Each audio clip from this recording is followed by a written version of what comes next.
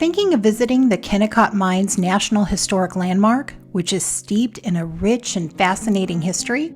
Be sure to give yourself enough time to truly experience the unique artifacts and stunning landscapes of this captivating area by staying overnight at the Kennicott Glacier Lodge, which is directly situated right inside the old mining town of Kennecott, Alaska.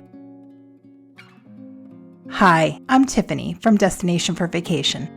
There aren't too many opportunities for guests to stay inside a National Historic Site, and this is one you don't want to pass up. In this video, we'll explore the family-owned Kennicott Glacier Lodge so you can decide for yourself if this should be your home base when visiting Alaska's most famous ghost town. The Kennicott Glacier Lodge sits across the road from the Kennecott Mines Visitor Center, which is deep within the heart of the Wrangell-st.Elias National Park. Opened in 1987, the lodge was built on the site of a former apartment building for Kennecott mine administrators. Positioned on a slight hill above the main street of the town, you'll have great views of the Glacier Card Valley, as well as the trademark red and white buildings from the town's mining days. Construction on the town of Kennecott began in 1907 after the discovery of ore in the nearby mountain areas. During a 27-year mining period, over $200 million worth of copper ore was mined from Kennecott. When the Kennecott Copper Corporation shut down operations here in 1938, the town's buildings, machinery, equipment, and furnishings were simply left behind. Due to the town's remote location, those artifacts remained relatively untouched. Since 1998, the National Park Service has been working to stabilize and restore many of the mining town's buildings, and today it's a popular destination to explore a long-lost way of life. Because of its remote location, it can take a half day or even longer just to get to Kennecott, which doesn't leave much time to explore the park. But guests who stay at the Kennicott Glacier Lodge essentially have the town to themselves and can linger long after other visitors have scrambled to catch the last shuttle out. The first thing we noticed as the guest shuttle pulled up the lodge's driveway was just how well kept this property is. The building's exterior had a fresh coat of paint. Historical items from the mine were sprinkled throughout the manicured grounds. The bluebells stood at attention with no hint whatsoever to this area's harsh winter climate. Chairs were positioned on the lawn to take advantage of the sprawling views of the glacial valley below. Upon entering the main lodge, guests will immediately feel like they're stepping back in time, in a good way. The reception desk is right next to the front door, and service is friendly and efficient. There are no key cards here. You'll receive an actual metal key on a chain with your room number. When was the last time that happened? Artifacts, historical black and white pictures of the town, and copies of vintage advertisements, letters, and invoices from the mine's heyday are on the walls throughout the main lodge. The lodge has two buildings. The original building, called the main lodge, houses the guest services desk, dining room, and 23 guest rooms. It was built as a replica of the historic mining company apartment building that used to be on this site. And, similar to the rooms at that time, the guest rooms do not have private bathrooms. Shared bathrooms, which are private when they're in use, are located just down the hall. The Glacier View rooms have a door that leads directly out to the front porch, which is a common area for guests walking to or from the dining room. I found this to be quaint, but if you prefer a bit more privacy, then it's best to explore other room options. The newer building, referred to as the South Wing, offers 2 floors of spacious guest rooms, and all 20 have private baths. Accordingly, it costs more to stay in these rooms, and they tend to sell out quickly in the season, so early reservations are essential. When making your reservations, be sure to read the full description of the room and its location if you feel that having a private bathroom is important for your stay. The lodge's website is very clear about each room's amenities when online reservations are made, as are the follow-up emails, which provide additional information about the lodge and your stay. Upon check-in, you'll be asked if you would like to purchase a dining plan for your stay, if you hadn't already done so when making your room reservation. For most guests, this is probably a very good idea, as it will save you money from the a la carte prices, and the only other option within a 5-mile area is a food truck. The dining room serves 3 meals a day. A buffet breakfast is served in the morning from 7 to 10. The lunch menu offers diners a choice of a variety of sandwiches, salads, and soups, and is served from noon to 3 with open seating. A hearty sack lunch is available to order the night before for those who plan to be active in the surrounding areas and can't make it back to the lodge to eat. Dinner is served in one seating at 7 o'clock, with one entree choice offered per day. The menu for each night is posted, and reservations are required for dinner. You don't have to be a guest to eat at the lodge, but when seating is almost at capacity, it's prioritized for those staying there. Guests with dietary restrictions are able to make gluten-free, dairy-free, vegetarian, or vegan special requests with enough advance notice. You can choose from indoor or outdoor seating on the lodge's wraparound porch with views of the glacial valley below. Inside, there are 2 connected rooms for dining. The food is homemade and consistently delicious. The breakfast buffet was regularly refreshed and offered a good selection of your typical hearty breakfast proteins and, for those with a sweet tooth, soft and pillowy baked goods. At lunch, the soup selection changes every day, with 2 choices offered. For our first day, we had the choice between a baked potato soup or a halibut stew. On day 2, the choices were cream of spinach or beef stew.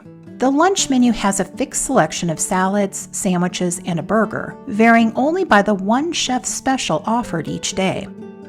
I tried the chef's special of a cod crab burger, and it was fabulous. The French dip was also very tasty. Our first night's dinner consisted of a fresh spinach salad with one of the best salad dressings I've ever had in my life, breaded chicken breasts with acorn squash and roasted potatoes, homemade bread, and a chocolate pâte de crème. The next night's dinner was a garden salad, fresh salmon, or chicken for those who don't like fish, creamy risotto, roasted cauliflower, and key lime pie. I'm telling you now, even if you don't stay at this lodge, go there to eat. It's well worth it. The dining plan includes a varied selection of wines, beers, sodas, and other non-alcoholic drinks. Culinary Brothers coffee is also served. Trust me, you won't go hungry here. The service you'll encounter throughout the property is top-notch. The lodge encourages patrons to just add one optional gratuity to the bill upon checkout. This was very convenient and much appreciated. Staying at the Kennicott Glacier Lodge makes you feel like you're getting away from it all. The daily stresses of modern life just seem to melt away.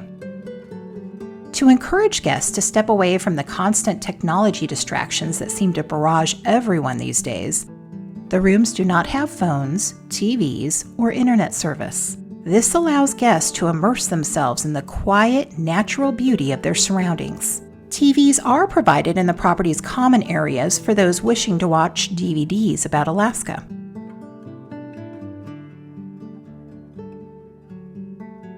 We had reserved a room in the south wing, a pleasant short walk from the main lodge. At our request, we were assigned a second-floor room, which is accessed via a set of stairs. Note that there are no guest elevators in the building, so if you have mobility issues, you're probably best off booking a room on the first floor.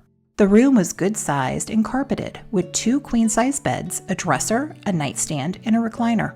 Black and white historical pictures of the town were dotted along the walls. As a special touch, an autographed copy of the book, Born in Kennecott, was left on the dresser so guests could read a first-hand account of what it was like to grow up in this company town when the mines were in full operation. The bathroom shower included a water-efficient head, which essentially just provided a continuous mist, so there's not a lot of water pressure for washing long hair. This could be due to the remote area of the lodge. The shower was closed off by a curtain, and the lodge provided the typical amenities of shampoo, conditioner, lotion, and even makeup removal wipes. The bar of soap that was also provided by the hotel was great. The bathroom sink is located just outside the door. Across from it was a closet which included a folding luggage rack. The room was spotlessly clean, and the mattress and bedding were quite comfy. Each bed had 4 pillows, which were all the same density. It would have been nice to have had 2 soft and 2 firm pillows, but we slept just fine. Like many of the rooms we stayed at in Alaska, this room did not have air conditioning nor a ceiling fan, but did offer large sliding glass windows with gorgeous views, as well as a rolling blackout shade. While we could occasionally hear our next-door neighbors talking in their rooms in the afternoon, for the most part it was very quiet and peaceful. We kept our window open at night and only heard the rain and the birds. It was very relaxing. The wall outlets that were provided were sufficient for all of our devices, and we were actually able to access internet via our cellular carrier. Not that we really wanted to use it, we enjoyed stepping back and getting away from it all. The south wing also offered a wooden porch with wicker-styled rocking chairs to relax in and savor the views. Behind the main lodge, there's a pathway that connects to the old silk stocking row, which is where cottages had been built on the hill above town for the managers of the Kennicott Copper Company and their families. They were considered very luxurious at the time because they featured indoor plumbing, thus the name Silk Stocking Row. You can still see these cottages, which are now privately owned, as you walk along this lane towards the suspension bridge and the town's 14-story concentration mill. Getting to the Kennecott Mines National Historic Landmark, which is located deep in the middle of the Wrangell-st.Eliasnationalpark Park, is an adventure in and of itself. It's situated next to the Kennicott Glacier and is surrounded by the Wrangell Mountains, which stand 14,000 feet above the town.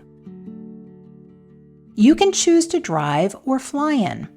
It's about a 7.5-hour drive from Anchorage, a 9.5-hour drive from Fairbanks, and a 5.5-hour drive from Valdez. If you plan on driving directly from the Denali National Park area, plan on a drive of about 11 hours.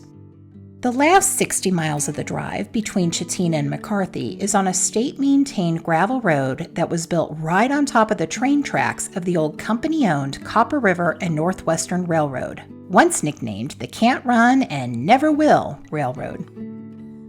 There are plenty of online horror stories about the potential of getting stuck in the middle of nowhere with a flat tire or car damage due to potholes. Originally, gravel was just poured over the tracks, so some of the old railroad spikes would occasionally pop up and ruin the tires of the cars driving over it. Back in 2012, the state did extensive rehabilitation work on the road, and we had no issues while driving it. Some online sites warn you that many car rental agencies won't allow you to drive on McCarthy Road or other gravel highways. We used National at the Anchorage airport for our rental and had no driving area restrictions. Granted, we did rent an SUV with four-wheel drive because we were on a month-long trip, and I was nervous about driving this road given what I had read on the internet. I was concerned that we could get stuck in the mud if the road wasn't maintained well, but once we were on it, I realized that those worries were for nothing. The other thing we did was to stick to the speed limit, which is 35 miles per hour for most of the road. We saw a variety of cars using McCarthy Road as well as a few RVs and camper trailers, so don't feel like you have to have an SUV to drive to Kennecott. We had sunny weather driving in and then rainy weather as we left, and we experienced absolutely no issues either way, nor did we see any cars broken down on the side of the road.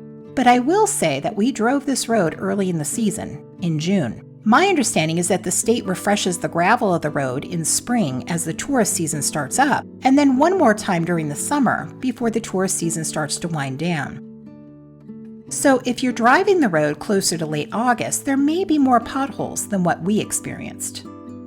Once you reach the end of McCarthy Road, you'll find a small parking lot to park your car. It's pretty much the last lot on the left before you reach the end of the road. Personal cars of visitors are not allowed past the footbridge. If you're staying at the lodge, there's no charge for parking. You'll check in at the little hut and let them know how long you'll be staying, and then you'll gather your belongings and walk across the footbridge that spans the Kennecott River. There's no assistance provided, so keep this in mind if you have mobility issues. The walk across the footbridge is very pleasant and scenic with mountain views. Once you reach the other side of the river, you'll notice two small shaded bench areas where you can sit down and rest while waiting for the lodge's shuttle. It does get a little buggy in this area, so we chose to wait on the footbridge and enjoy the scenery.